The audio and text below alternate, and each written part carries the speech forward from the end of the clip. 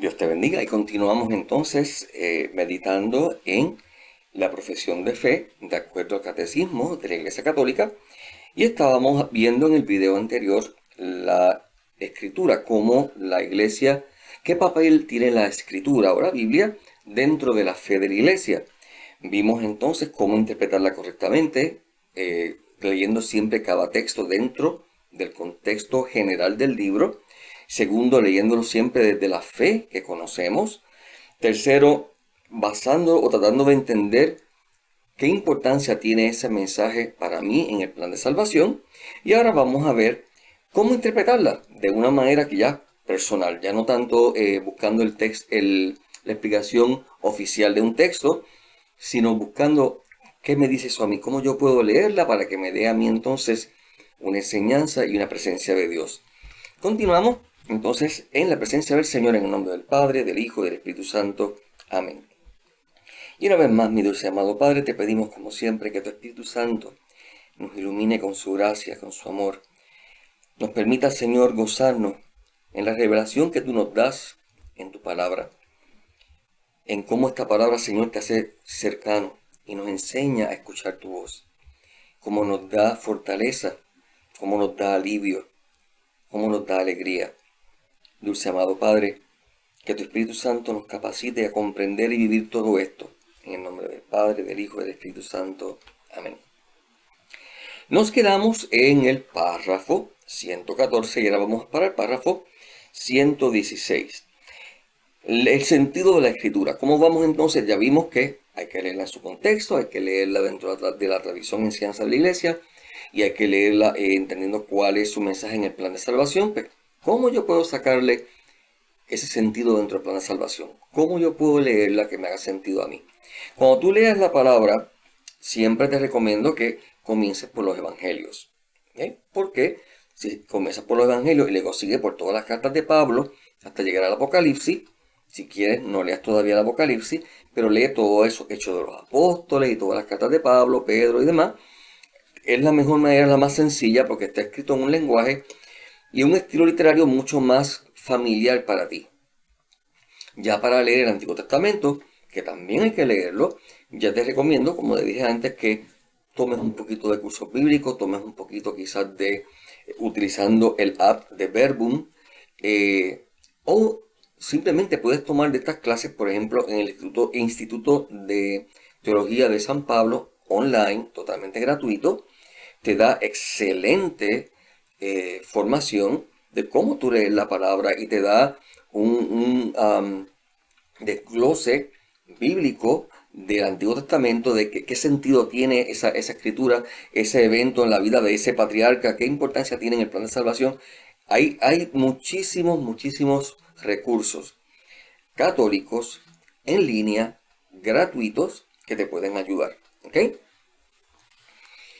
En el párrafo 116 decimos, bueno, primero cuando tú lees, vamos a decir el Evangelio, lo primero que tú le sacas es el sentido literal.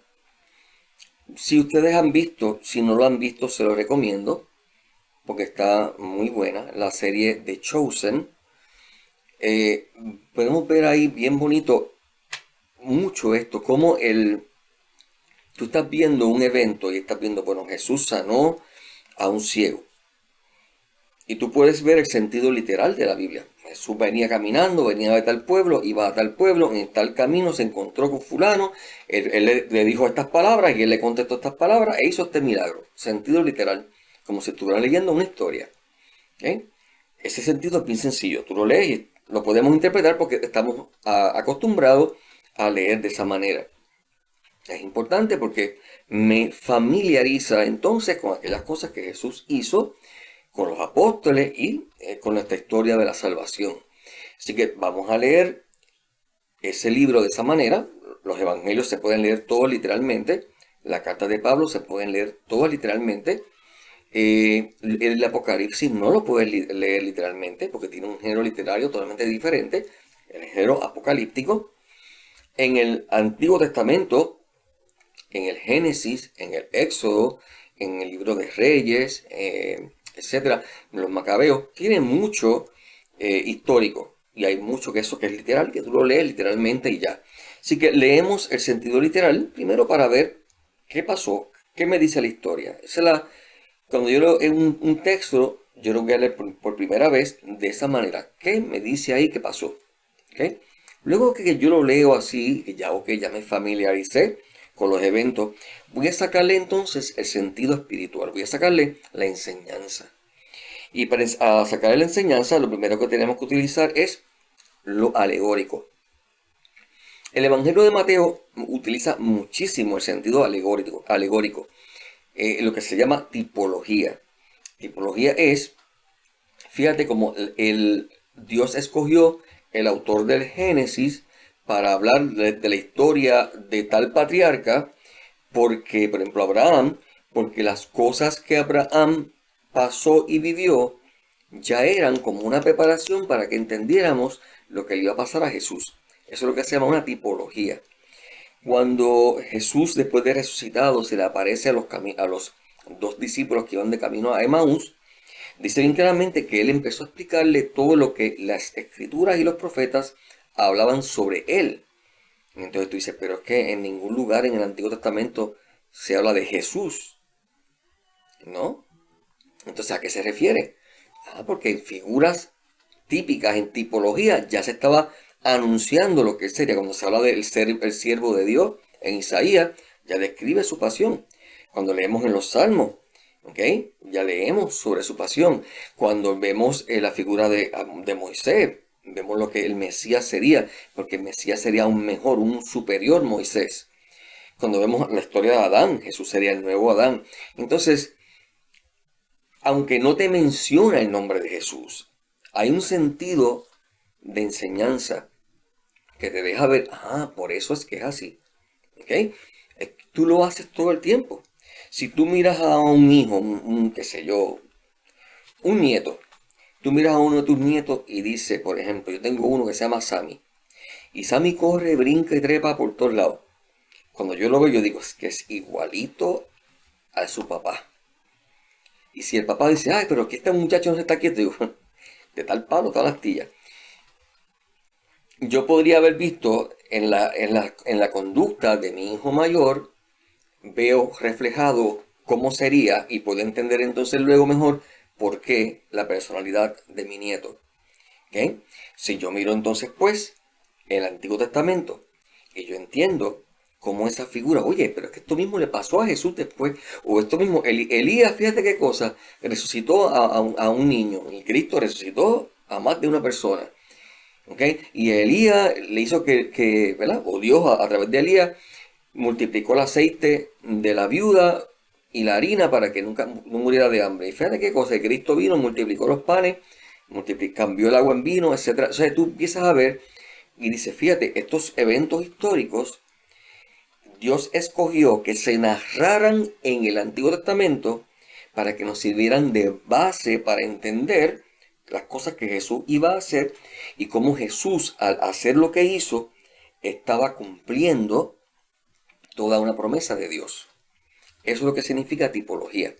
El Evangelio de Mateo está lleno de eso. Te dice, por ejemplo, y José bajó a Egipto para que se cumplieran las escrituras. Y te cita la escritura. Y vas a ver muchos lugares que te dice eso. Y Jesús hizo esto para que se cumplieran las escrituras. O sea, eso es tipología. La misma Biblia lo hace. ¿Okay? Para yo entender eso, pues tengo que, como dije antes, ir a por ejemplo, los artículos que hay en el site de Salvation History, o en este caso ya se llama St. Paul Institute, o Instituto de San Pablo, donde vas a tener clases bien buenas de eso que te van a ayudar. Tú puedes buscar en YouTube a Edward Sri, Edward S.R.I. Sri. Tú puedes buscar a diferentes escrituristas católicos que dan unas explicaciones maravillosas que cuando tú las escuchas, tú te quedas como que, qué linda es nuestra fe. Wow, yo nunca había visto eso de esa manera. Fíjate, yo había leído eso y yo conozco esa historia, pero nunca había visto su enseñanza. La palabra, cuando tú lees esto y tú ves la tipología, toma un sentido de perfección y dices, wow, qué grande Dios, cómo Él anunció eso ya siglos antes y cómo se cumplió con tal perfección. Y eso alimenta mi fe, porque me dice, mira, las promesas de Dios se cumplen. Entonces, la escritura cobra un sentido totalmente nuevo. Si la gente pudiera entender esto, si la gente lo pudiera entender, porque puede decir, la gente quisiera entender esto y la gente quisiera leer la palabra e informarse sobre esta forma de leer la Biblia, yo te diría que la Iglesia Católica cambiaría, porque entonces los católicos leeríamos la Biblia mucho más, muchísimo más, y no nos conformaríamos simplemente con ir a misa y que el sacerdote nos explique que total, lo que le da tiempo es para dar un chispito de lo que haya, muchas veces de una sola lectura, de las otras dos no da tiempo ni siquiera a discutirla. ¿Okay? También luego tenemos el sentido moral. ¿Qué enseñanza tiene, qué aplicación tiene eso en mi vida en cuanto a mi conducta? ¿Okay? Si Jesús dice, el que mira a una mujer con deseo ya pecó con ella en su corazón, pues, ¿qué me dice a mí entonces de cómo yo miro a las mujeres? ¿Qué te dice a ti como mujer de la forma en que tienes que vestirte? Para tú no provocar este tipo de respuesta de parte del hombre adrede. ¿Qué me dice a mí entonces del valor del ser humano y del cuerpo? ¿Qué me dice a mí en cuanto a mi novia, cómo yo debo tratarla? Aún en cuanto a mi misma esposa, cómo yo debo tratarla y no verla como un objeto o una propiedad. Todo esto son los sentidos morales que tú le puedes sacar a dos o tres versículos de la Biblia. ¿Okay? Cuando Jesús nos invita a amar al enemigo, cuando Jesús nos dice que aquel que juzga y pone juicio en el corazón de los otros será medido con la misma vara. Cuando Jesús nos dice no juzguen para que no sean juzgados, que no nos está diciendo no señales lo que está mal. Lo que nos está diciendo es no pongas intenciones en el corazón. ¿Okay? Yo te tengo que decir a ti, mira, tú eres un hombre casado, no debes estar mirando a esa otra mujer. Eso es pecado. Lo que yo no puedo decirte a ti es, ves, tú lo que eres es un enfermo. Tú siempre estás ligando mujeres. Tú no tienes remedio. Tú vas de cabeza para el infierno. Eso es lo que yo no puedo hacer. ¿Entiendes? Pero no podemos irnos al otro extremo ahora de que, como yo no soy nadie para juzgar, pues me tengo que quedar callado. Pues yo sé que él está pegándole cuernos a su esposa, pero pues eso le toca a Dios, yo no puedo decir nada. No, en ningún momento. Está claro, nos dice la palabra que no podamos, al contrario. Jesús nos dice bien claramente, vaya y enséñeles a todos a cumplir lo que yo les he enseñado. Enséñeles para que caminen por el camino de la salvación. Denuncien las tinieblas, nos dice la Escritura. Denuncien el pecado. No se queden callados. El profeta Ezequiel nos dice bien claramente, aquel profeta que no le dice al otro, al pueblo, lo que está mal, yo le pediré cuenta por no haber dicho lo que está mal. Eso no cambia, eso no caducó, eso sigue aplicándose. ¿Okay? Yo no puedo dejar que una persona que está al lado mío, una persona que está abierta a escucharme, esté haciendo algo mal sin decirle, mira papá, perdóname, o querida, perdóname, pero esa conducta está mal. Que yo tengo la obligación de hacerlo. De la misma manera que si tú ves a tu niño metiendo el dedo en el enchufe de la pared, tú tienes la obligación de decirle, no, muchacho, que te electrocuta. O si tú estás cocinando y estás hirviendo agua, tú tienes la obligación de decirle, no te acerques. No te acerques porque te puedes quemar. Ten cuidado, no pongas la mano ahí. ¿Okay? Es lógica de amor. ¿Okay? Ahora, lo que no debemos decir, este muchacho que es un entrometido presentado, ya es que nos pasamos de las rayas. Así que tenemos que sacarle a todos esos textos su sentido moral. Si nosotros leyéramos la Biblia, la conducta y el testimonio de vida de nosotros los católicos sería muy diferente. Ahora bien, si la leyéramos en oración, lo cual significa, yo la leo y le pido al Señor, Señor, ayúdame a entenderla y a vivirla. Señor, ayúdame a con humildad reconocer, estoy equivocado. Caramba, tengo que hacer unos cambios en mi vida para poder aplicar ese texto a mi vida y que mi vida se alinee con tu voluntad. Hay que hacer unos cambios. Eso es leer la palabra. Hay gente que es experta. El diablo es experto en la Biblia. El diablo se la sabe. Cuando el diablo tienta a Jesús en el desierto, le cita la Biblia, pero no la vive.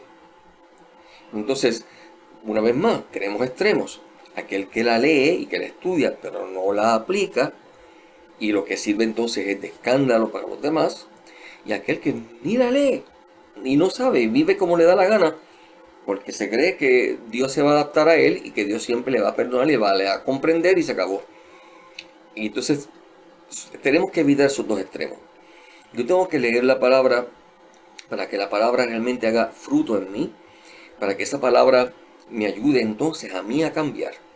¿Ok? Antes que ponerme, como dice Jesús, no mires la paja en el prójimo, antes de ponerme a decir, ve, mira, yo sabía que mi mujer está equivocada. Aquí dice que ella está mal.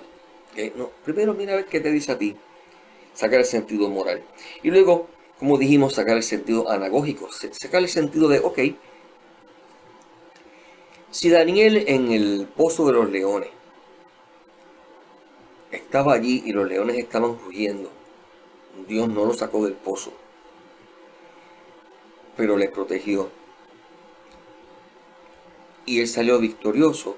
Pues entonces quiere decir que cuando Dios no me saca a mí de mis problemas, si yo confío en Él me va a dar la fuerza para superarlo. Ese es el sentido para mí. En el plan de salvación en mi vida. Ah, pues tengo que confiar en Dios. Puedo confiar en Dios. Aunque los leones estén rugiendo al lado mío, no importa. Dios está al mando. Dios controla a los leones y controla a todos los demás. Y esto aplica mucho a la situación en la iglesia hoy día y que se puede poner peor.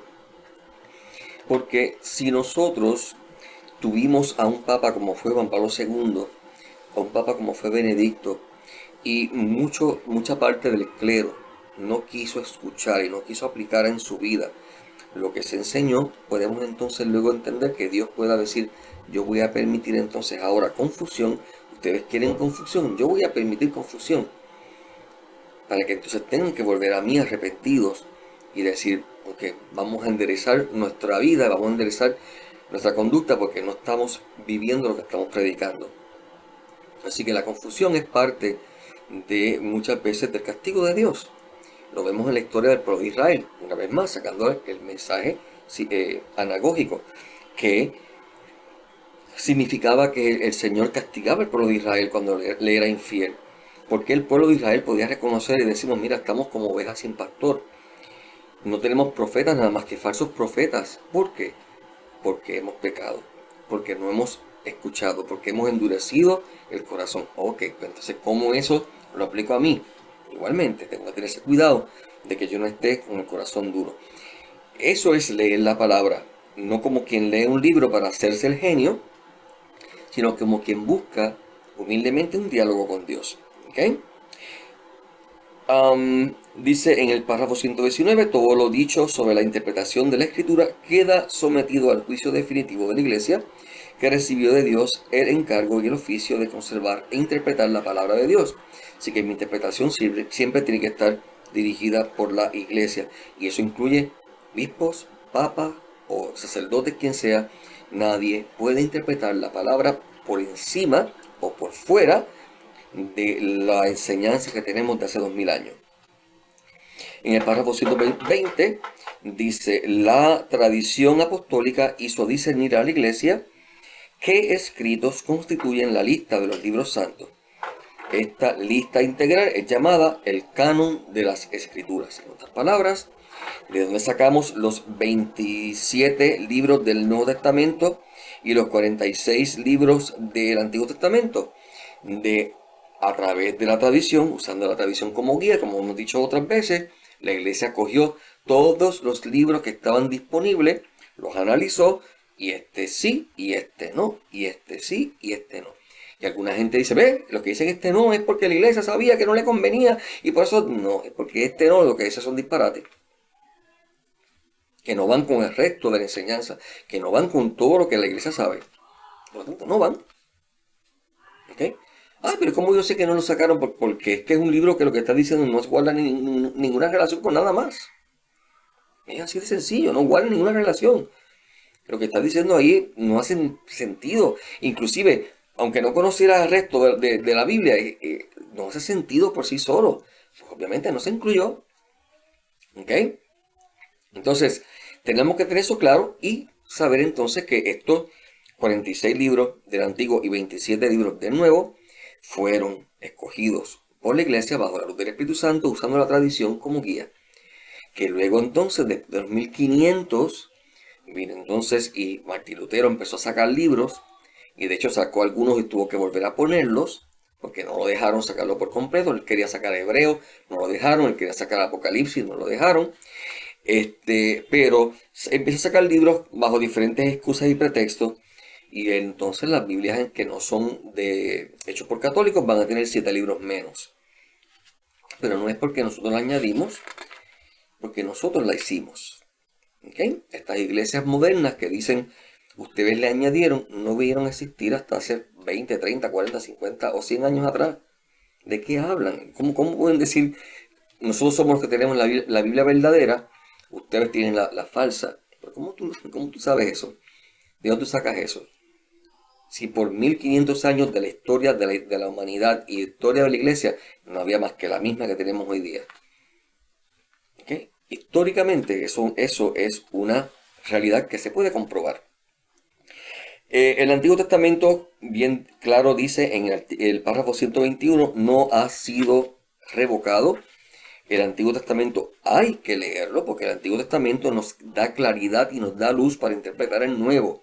¿Okay? Es una herejía, se llama la herejía del marcionismo, pensar que el Dios del Antiguo Testamento es otro Dios y eso ya está caducado, eso ya es obsoleto, no nos hace falta. ¿Okay? Totalmente equivocado, totalmente herético. El Nuevo Testamento también se va a establecer por etapas. La primera etapa, Cristo viene, predica, forma a sus discípulos, luego Cristo muere, resucita, sube al cielo, los discípulos comienzan inmediatamente a predicar y empiezan a formar a otros discípulos para que estos discípulos sean capaces también de transmitir la enseñanza. Todo ese conjunto de enseñanza que ellos le transmitieron a ellos es lo que se llama la tradición. ¿Okay? Luego, con el tiempo, vienen algunos de esos discípulos y comienzan a escribir, poner por escrito lo que aprendieron de los apóstoles. Y ahí comienza a surgir el Nuevo Testamento. ¿Okay? Y Pablo, por ejemplo, comienza a escribir sus cartas a sus comunidades y comienza a escribir, ¿verdad? Basándose, como él mismo dice, después de haber visitado a los apóstoles y verificar que su enseñanza no es en vano, basándose en la fe que recibió de parte precisamente de la iglesia. ¿Por qué? Porque Pablo nunca conoció a Cristo humano. Sí tuvo una revelación de él, pero no en los tiempos que estuvo en su ministerio público. Bien, el párrafo 128 dice, la iglesia ya en los tiempos apostólicos y después constantemente en su tradición esclareció la unidad del plan divino en los 2 testamentos gracias a la tipología que le hemos mencionado varias veces. La iglesia reconoce en las obras de Dios, en la antigua alianza, prefiguraciones de lo que Dios realizó en la plenitud de los tiempos en la persona de su Hijo encarnado. Ve en ella anuncios. Quiere decir, por lo tanto, una vez más, que no podemos decir no hace falta el Antiguo Testamento. Para terminar, en el párrafo 133 dice, la iglesia recomienda insistentemente a todos los fieles la lectura asidua de la Escritura para que adquieran la ciencia suprema de Jesucristo, de acuerdo a Filipenses 3:8. Y San Jerónimo va a decir, porque desconocer la Escritura es desconocer a Cristo. Así que es enseñanza de la iglesia, nos lo dice en el párrafo que acabamos de leer, que todo católico tiene la obligación moral y religiosa de leer la Escritura. Y cuando decimos obligación religiosa, recuérdense, religión, la palabra religión viene de religare, significa darle a Dios el culto que Él merece. Dios merece que yo lea su palabra. De la misma manera, ¿okay? En que una persona que, por ejemplo, tu familiar que ya murió y te dejó una carta bien bonita de despedida, merece que tú la leas. En este caso, pues no estamos hablando de un Dios muerto, hablamos de un Dios vivo, pero significa de un legado de amor en un mensaje que nos da y que quiere que llegue a nosotros para que nos salvemos, le conozcamos y seamos realmente felices. En momentos en que mucha gente vive angustiada, tenemos que recalcar la belleza de la fe y la belleza y la paz, la plenitud que brinda el que Dios realmente esté en tu vida. Tú puedes vivir tu vida sin Dios, pero apenas sobrevives. Cuando la vives en Dios, es cuando realmente la vives en plenitud. Y es cuando ya la muerte pierde su terror y sabemos que vamos hacia algo mucho mejor, porque nuestro Padre que nos ama va escribiendo nuestra historia con trazos de amor. Dios te bendiga.